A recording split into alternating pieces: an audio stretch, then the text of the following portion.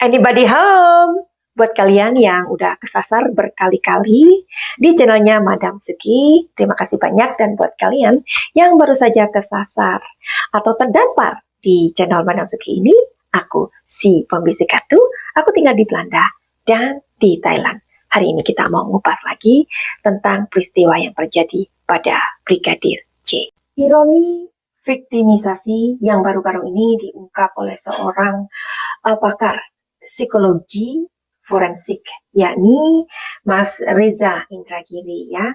Waktu itu beliau diwawancarai oleh Kompas tentang penetapan yang sudah dilakukan dan menjadi langkah yang sangat penting terkait pengungkapan pembunuhan Brigadir Joshua. Usai kemudian Polri menetapkan Putri Candrawati sebagai tersangka. Nah, dalam penetapan tersangka pembunuhan berencana pada Putri Candrawati, polisi juga menemukan CCTV yang sebelumnya dinyatakan rusak. Nah, ternyata dari penemuan CCTV inilah ditemukan beberapa kejanggalan-kejanggalan di mana ketika ada si ibu PC ini jalan keluar, kemudian masuk lagi dengan baju yang berbeda. Namun, seorang pakar atau beberapa pakar sudah menyelidiki hal tersebut, di mana ternyata CCTV itu sudah diedit. Luar biasa kan ya? Nah, jadi memang benar bahwa tidak ada kejahatan yang sempurna. Nah, dari mungkin dari baju itu oke lah ya, tetapi dari sisi terang atau cahaya, di mana katanya itu jam 5 atau jam 6, tetapi di situ pencahayaan dari ruangan tersebut memang sangat janggal. Madam Suki juga bukan seorang pakar untuk melihat-lihat itu, tapi dilihat dari pencahayaan ruangan itu aja udah cukup janggal ya. Bagaimana menurut kalian? Adanya CCTV yang sudah ditemukan inilah yang akhirnya menjadi sebuah alat bukti ya, di mana akhirnya Ibu PC atau Ibu Jenderal ini ditetapkan menjadi seorang tersangka. Dan kita masih juga kepo ya, apa sih peranan Ibu PC ini dalam hal tersebut. Madam Suki juga sudah mengatakannya di video-video yang lalu, kalian boleh mampir ke sana. Sebagai seorang pakar psikologi forensik, yakni Mas Reza Indragiri ini, adapun keanehan yang memang sangat janggal ya menurut beliau. Dampak dari psikologi ini, apalagi orang yang katanya dilecehkan ya, dia kan mengaku bahwa dia dilecehkan. Orang yang menerima sebuah pelecehan itu memang akan mengalami sebuah goncangan jiwa yang sangat luar biasa. Nah, menurut Mas Reza, pada saat si Ibu PC ini muncul ke halayak, itu kenapa dia justru memperkenalkan dirinya? Padahal di mana-mana ya, apalagi seorang psikologi ya, pakarnya ya, sangat mengerti. Biasanya seorang yang dilecehkan itu tidak akan memberikan nama ya, atau menutup identitasnya, atau mungkin matanya ditutup atau whatever lah ya. Itu menurut beliau.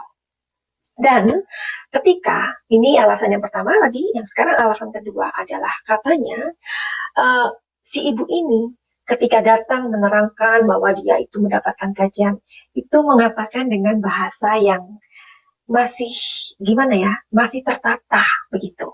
Bahkan kita juga merasa aneh ya dengan tataan bahasanya yang memang kalimatnya bagus, tapi di situ sangat menggantung begitu sih, ambigu begitu. Meskipun Madam Suki bukan seorang psikologi ya kan, tapi dalam mengobati klien, Madam Suki sangat setuju dengan Mas Reza ya. Kalau pengobatan Madam Suki itu kan para psikologi ya, dan juga ada juga pengobatan spiritual seperti itu. Ya kita namakan pengobatan holistik lah ya. Madam Suki juga banyak menerima klien yang dulunya waktu kecil itu dilecehkan, dulunya waktu kecil bisa jadi disodomi seperti itu ya, sorry to say ya, tapi kan Madam Suki tidak mengatakan nama atau apa ya, memang itu tidak boleh seperti Mas Reza bilang, tidak boleh nama itu tidak boleh dikasih tahu. Tapi kalau memang cerita, itu kan sebagai bahan materi kita mengungkapkan gitu loh. Apa yang kejadian apa yang pernah terjadi pada orang itu atau seseorang itu. Nah, Madam Suki juga mengobati orang-orang seperti itu dan itu dampak dari pelecehan itu bisa bertahun-tahun, ya, bisa puluhan tahun. Apalagi kalau tidak disembuhkan, apalagi kalau itu diabaikan. Nah, ini loh yang menjadi sebuah sorotan penting dari Mas Reza Indragiri ini, bahwa kalau seseorang itu mendapatkan pelecehan, nggak seperti itu kok kondisinya. Berarti apa yang disampaikan oleh Bang Komarudin dari awal juga sebenarnya tidak ada itu. Bahkan Madam Suki waktu membuat prediksi tentang Brigadir J ini juga Madam Suki mengatakan tidak ada pelecehan itu. Kalau kemudian berkembang asumsi atau prediksi atau apalah ya pemikiran dari kalian yang mengatakan Madam Suki bisa aja kan kalau seandainya peristiwa apa tembak-menembak itu memang terjadi, tetapi BJ tidak punya pilihan dan kemudian menyandra Ibu BJ yang kebetulan lewat. Madam Suki juga udah membuat prediksinya dan Madam Suki mengatakan jika seandainya kejadian seperti ini dan kemudian apa video Madam Suki goyang. Madam Suki mengatakan bahwa bisa jadi itu energi dari Brigadir Joshua yang mungkin mengatakan bahwa itu tidak ada. Who knows?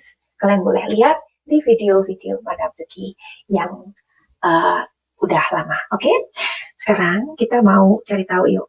Dari komentar kalian aja yang akan Madam Suki ulas atau Madam Suki bedah. Oke? Mudah-mudahan pertanyaan-pertanyaan ini juga mewakili dari kalian atau kekepoan kalian. Oke? Madam Suki akan menuju ke pertanyaan dari Prita Sari lagi, oke? Apakah PC akan menjadi tersangka, Madam Suki cantik? Jadi tersangka, which is kita tahu jawabannya. Kita akan cari tahu nanti apa hukuman apa yang diterima oleh Ibu PC, ya? Apakah Ibu PC akan jadi tersangka? Kita make sure aja. Jawabannya adalah The Emperor. Artinya adalah iya, karena ini mayor arkana dan ini sangat kuat sekali energinya atau sangat besar energinya. Ya, jawabannya iya, dia tersangka, The Emperor. Oke, terus kira-kira apa yang hukuman apa ya? Hukuman apa yang diterima oleh Ibu PC? Hukuman seumur hidupkah? Atau beberapa tahun ya, karena mengingat bahwa ada anak-anak Ibu PC yang masih kecil ya. Apakah Ibu PC akan menerima hukuman seumur hidup? Jawabannya adalah Seven of Swords. Oke. Apakah Ibu PC akan menerima hukuman beberapa tahun saja? Jawabannya adalah Seven of Cups. Oke, sebentar kita bedah dulu apa itu The Emperor. Karena di sini mengatakan adanya keterlibatan Ibu PC. Ingat, ini adalah prediksi, bisa tepat, bisa meleset, ya, karena bukan privat reading. Tadi pertanyaan Prita adalah apakah Ibu P terlibat? Ya, jawabannya kan kita udah tahu ya, terlibat ya. Dan di sini adalah of the Emperor, ya, angka 4. The Emperor ini adalah patron atau implementasi rencana. Artinya apa? Artinya patron itu tukang gambar. Ya, jadi dia menggambar situasinya, nanti situasinya begini ya, begini, begini, atau merancang. Ya, dan implementasi rencana. Jadi kartu ini adalah implementasi rencana. Bisa jadi Ibu PC ini adalah orang yang membuat rencana. Nanti rencananya seperti ini, ya. Nah, terus di sini ada juga pengambil keputusan. Wow. Kira-kira menurut kalian apa setelah kalian tahu arti dari The Emperor ini? Oke, terus tadi kan Madam Suki bertanya, apakah Ibu PC ini akan dihukum seumur hidup? Nah, di sini jawabannya adalah Seven of Swords. Seven of Swords artinya adalah kekejaman yang tidak terduga. Nah, jadi ini adalah pekerjaan ilegal atau orang tersebut dapat melakukan hal yang ilegal. Ya, kalau ditanya apakah dia mendapatkan, kalau pertanyaannya apakah ia mendapatkan hukuman seumur hidup, di sini masih harus dipertimbangkan lagi, harus dikaji lagi, karena di kartu ini mengatakan bahwa dia memfitnah, ya, atau menghina nama baik seseorang. Tentu saja kalau memfitnah atau bagian yang merencanakan, bukan membunuh, bukan menghabisi, berarti kan pasti hukumannya berbeda dengan orang yang menembakkan langsung senjata tersebut sehingga orang atau korban itu tewas. Benar kan? Nah, jadi kalian yang mengerti hukum pasti coba kasih masukan di sini ya. Nah, di sini ada istilahnya masih dipertimbangkan karena kejahatannya di sini. Kalau kartu ini ya, kartu ini artinya juga figur dari seorang penipu atau seorang yang pencuri, seorang pencuri. Nah, kalau dia menipu, dia kan menipu ya, menipu kita semua, kena prank semuanya katanya Bang Komarudin ya. Bang Komarudin mengatakan bahwa kita semua se-Indonesia kena prank. Juga si itu pengacaranya, yakni Bapak Patra itu ya, yang lulus dari luar negeri itu. Kena prank, gimana? Ya kan? Nah, di sini tentu hukumannya akan dipertimbangkan di sini karena di sini barangkali hukumannya tidak seumur hidup. Ya, oke. Kalau berapanya ada di kartu ini. Oke, jadi terus kemudian Madam Suki bertanya kan, kira-kira hukumannya kena berapa tahun ya? Di sini keluar Seven of Cups. Kita beralih ke kartu yang ketiga. Madam Suki bertanya, kira-kira berapa ya hukuman yang diterima oleh Ibu PC? Seven of Cups artinya adalah pilihan ganda atau belum ditentukan. Nah, jadi, menurut dari orang-orang yang nanti lebih berkompeten mengenai hukum, pastinya akan ditelaah atau lebih ditelisik lagi apa hal-hal yang memberatkan dia, si Ibu PC ini, dan apa hal-hal yang bisa meringankan Ibu PC. Barangkali juga melihat faktor anak-anak, ya kan, bisa jadi ada sesuatu yang dikurangkan. Oke, jadi kita ikut gimana ya? Rasanya memang ini kok bisa sampai terjadi gitu ya? Kenapa Bapak Jenderal Muda tidak apa ya? Tidak seharusnya untuk mengumbar emosinya, begitu kan ya? Sehingga hal ini tentunya sangat tidak baik untuk anak-anak mereka, ya dong. Kenapa anak-anak selalu menjadi korban? Ya, inilah. Ya, this is life. Seandainya saja Ibu PC juga dari awal ada kerjasama yang baik, tentulah barangkali hukumannya akan sangat lebih ringan daripada sekarang ini ya. Jadi dari kartu-kartu yang tadi barusan Madam Suki katakan, karena Seven of Swords ini adalah, ini ada pasal-pasal penipuan atau memfitnah ya kan, ini juga sangat berat begitu ya. Bagaimana kita mengembalikan nama orang yang sudah meninggal dengan membersihkan namanya. Karena orang yang sudah meninggal, tentulah mereka atau ia tidak bisa membela dirinya, tetapi kitalah orang-orang yang masih hidup, meskipun kita bukan siapa-siapanya, kitalah yang akan memperjuangkan keadilan itu buat jiwa-jiwa yang sebenarnya Brigadir J lah yang terzolimi, ya. Tapi di Indonesia itu memang ini menjadi hal yang bukan umum atau bisa jadi menjadi jurus paten gitu ya. Bila seseorang apa ya ingin menghindar dari hukum atau apalah, mereka tentu akan menciptakan kondisi-kondisi seperti terzolimi atau mengatakan hal-hal yang tidak benar. Itu sepertinya itu benar begitu. Ada seseorang yang bernama Paul Joseph Goebbels. Ia mengatakan bahwa kebohongan yang diceritakan satu kali itu adalah kebohongan. Tapi kebohongan yang diceritakan ribuan kali itu akan menjadi kebenaran. Jadi kita tahu ya betapa bahwa orang yang memfitnah itu memang melakukan kekejian yang luar biasa. Apalagi kebohongan itu diceritakan berulang-ulang.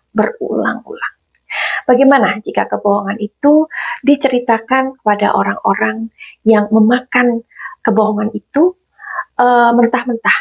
Artinya mereka tidak mencoba untuk mengklarifikasi atau mencoba untuk bertanya, apakah orang ini mengatakan hal yang benar?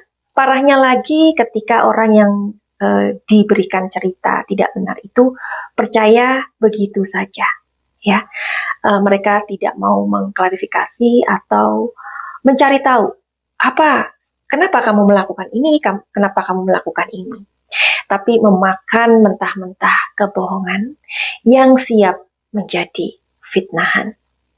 Jadi banyak sekali korban dari fitnah ini ya, dan itu bisa menghancurkan kebaikan, 1000 kebaikan. Jadi ingat, kebohongan yang diceritakan satu kali adalah kebohongan. Tapi ketika kebohongan diceritakan ribuan kali, itu akan menjadi kebenaran atau pembenaran. Jadi mudah-mudahan kita terhindar dari orang yang memfitnah atau membuat cerita-cerita yang tidak baik, karena cerita-cerita kebohongan itu dapat menyengsarakan kehidupan orang lain. Tetapi memang benar bahwa kebenaran itu sifatnya seperti air, ya. Jadi air itu ketika ia kecil, air itu kan tenang ya, tetapi ketika air itu sudah berkumpul energinya, maka ia akan menjadi tsunami. Ketika ia menjadi tsunami, dia akan mencari cara untuk memberitakan sebuah kebenaran. Jadi buat kalian yang termakan oleh kebohongan orang lain, atau kalian yang menerima begitu saja omongan dari siapapun itu, meskipun itu dari orang tua kita, tapi kita tidak pernah untuk menyelidiki kebenaran itu, ataupun itu misalkan kebohongan itu kita terima dari keluarga kita, sahabat kita, sangatlah naif ya, karena bukan dirimu saja yang akan menjadi korban kebohongan itu, tapi orang yang disangkakan itu. Kalau sudah begitu, tentulah kebaikan akan terhambat ya. Jadi mudah-mudahan apa yang terjadi dengan Ibu PJ ini membuat kita semakin mengerti ya, bahwa korban dari penipuan atau menipu atau memfitnah itu benar-benar mudah-mudahan kita hindari, karena ini adalah perbuatan yang sungguh celaka dan suatu hari Tuhan pasti akan membuka kedok orang tersebut. Ya, kalau masih ada kesempatan bisa meminta maaf, dan mudah-mudahan ini adalah pembelajaran yang sungguh baik ya untuk diri kita sendiri, agar kita tidak mudah termakan oleh kebohongan, meskipun kebohongan itu yang mengabarkannya orang tua kita sendiri, keluarga kita sendiri, sahabat kita sendiri. Tapi lebih baik kita meng-cross check apa yang sebenarnya terjadi, karena setiap orang mempunyai alasan untuk melakukan hal atau sesuatu, dan kita perlu tahu dari 2 orang, begitu ya, 2 orang.